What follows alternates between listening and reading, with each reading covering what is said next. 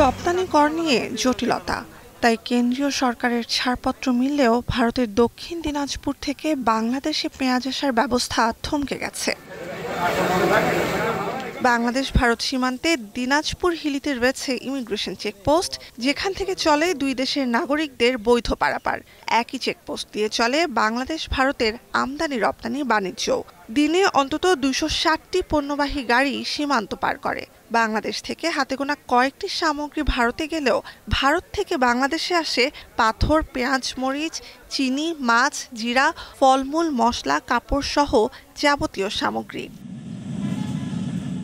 অভ্যন্তরীণ বাজার স্থিতিশীল রাখতে ভারত সরকারের পেঁয়াজ রপ্তানি নিষেধাজ্ঞার জেরে গেল ডিসেম্বর থেকেই হিলি সীমান্ত দিয়ে বন্ধ ছিল পেঁয়াজ রপ্তানি। গেল শনিবার ভারতের কেন্দ্রীয় বাণিজ্য মন্ত্রণালয় বিজ্ঞপ্তি জারি করে পেঁয়াজ রপ্তানি নিষেধাজ্ঞা প্রত্যাহার করে। পরদিন দুই দেশের ব্যবসায়ীদের মধ্যে চুক্তি হওয়ার কথা থাকলেও শুল্ক বিভাগের বিজ্ঞপ্তির নিয়মে থমকে যায় বাংলাদেশে পেঁয়াজ রপ্তানির প্রক্রিয়া।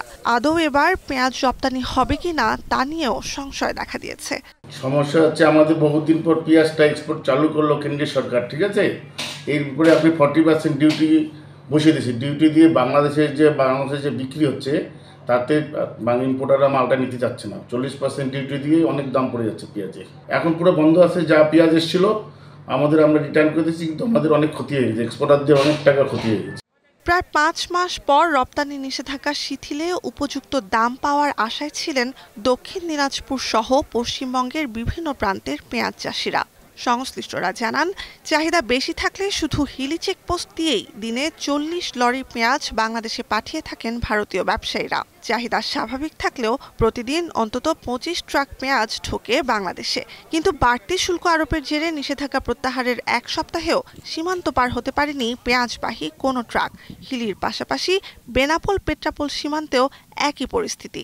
প্রথম কথা হচ্ছে, গভর্নমেন্টের নোটিফাইড কিছু সংস্থা আছে যার মাধ্যমে একটা নির্দিষ্ট কোয়ান্টিটি বাংলাদেশে পেঁয়াজ পাঠানোর কথা গভর্নমেন্ট স্বীকার করেছে। তার জন্য নোটিশও বেরিয়েছিল।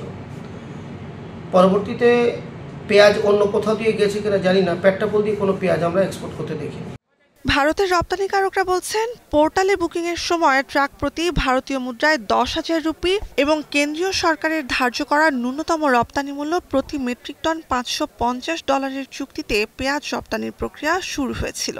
কিন্তু সোমবার থেকে বাংলাদেশে রপ্তানির পেঁয়াজ সীমান্তে পৌঁছাতে শুরু করলে অতিরিক্ত ৪০% এক্সপোর্ট ডিউটি বা রপ্তানি শুল্ক আরোপের কথা জানতে পারেন ব্যবসায়ীরা।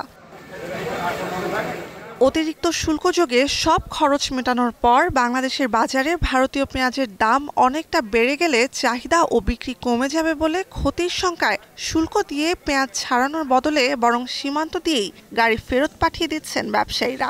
এমন পরিস্থিতিতে বাংলাদেশে পেঁয়াজ রপ্তানি বন্ধই থেকে যাবে বলে ক্ষতির শঙ্কায় ভারতের ব্যবসায়ীরা।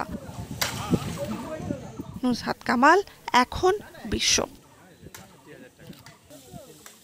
ওয়ালটন ফ্রিজ কিনে অনেকের মতো আপনিও হয়ে যেতে পারেন মিলেনিয়াল। সেরা পণ্যের সেরা অফার।